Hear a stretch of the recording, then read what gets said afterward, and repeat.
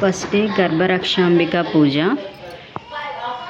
వినాయకుడు, గర్భరక్షాంబిక, శివయ్య పసుపు కుంకుమ పెట్టి అమ్మవారికి తాంబూలం పెట్టి, వినాయకుడికి తాంబూలం, శివయ్యకి తాంబూలం పెట్టి కొబ్బరికాయ కొట్టి ఇలాగా స్వామివారికి ఒక దీపం, వినాయకుడికి ఒక దీపం, అమ్మవారికి 9 ఒత్తులేసి ఒక దీపం, ఇట్లా 3 దీపాలు పెట్టుకోవాలి. అక్షింతలు, తర్వాత కుంకుమ పూజ చేసుకోవాలి. అమ్మవారి 108 పోట్రీ పెట్టుకుని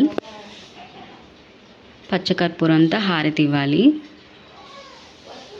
ఇలా 11 డేస్ పూజ అనమాట.